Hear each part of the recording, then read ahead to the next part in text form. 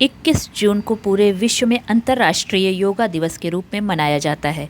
पहली बार यह दिवस 21 जून 2015 को मनाया गया, जिसकी पहल भारतीय प्रधानमंत्री नरेंद्र मोदी जी ने 27 सितंबर 2014 को संयुक्त राष्ट्र में दिए गए अपने भाषण में की।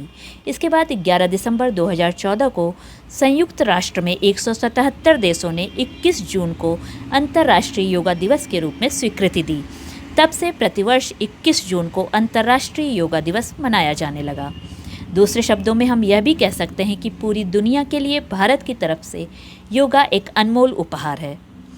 योगा प्राचीन हिंदू सभ्यता का एक गौरवमयी हिस्सा है, जो व्यक्ति को शारीरिक और मानसिक रूप से स्वस्थ रखने के साथ साथ अध्यात्म की ओर भी अग्रसर करता है।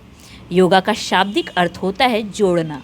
ठीक इसी तरह योगा व्यक्ति के शरीर, मस्तिष्क और आत्मा को एक साथ एक जगह पर केंद्रित करने का काम करता है। योगा के द्वारा ही व्यक्ति का शरीर, दिमाग और भावनाओं के साथ सामंजस्य स्थापित कर पाता है। लोगों का मानना है कि योगा का आरंभ सभ्यता की शुरुआत के साथ ही हुआ।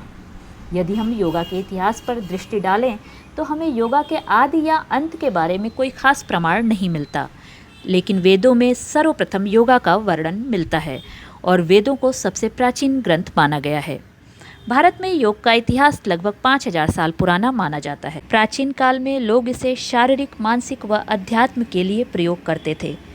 परमपिता परमेश्वर को महसूस करने का एकमात्र द्वार योगा है।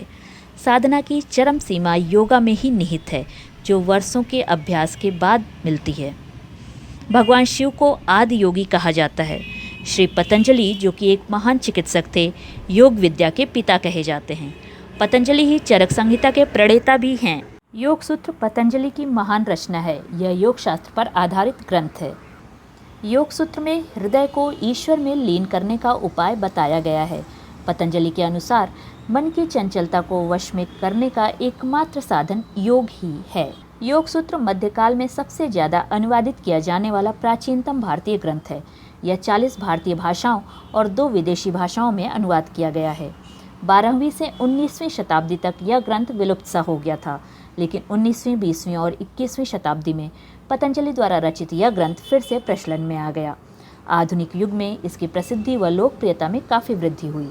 अंग्रेजी सहित विश्व की कई प्रसिद्ध भाषाओं में इसका अनुवाद किया जा चुका है। अभी हाल ही में हिब्रू भाषा में भी इसका अनुवाद किया गया। योग का अभ्यास करने वाला व्यक्ति बहुत कम समय में ही परिवर्तन महसूस करने लगता है।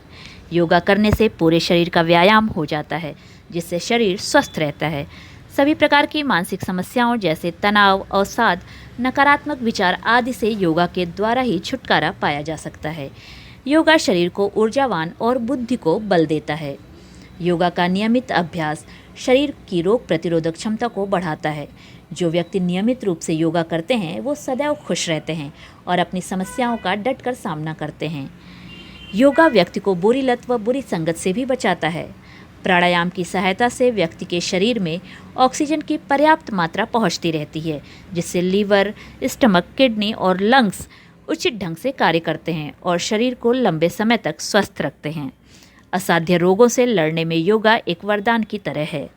इस अंतर्राष्ट्रीय योग दिवस के अवसर पर योगा को अपनी नियमित दिनचर्या का हिस्सा बनाइए और खुश रहिए, स्वस्थ रहिए।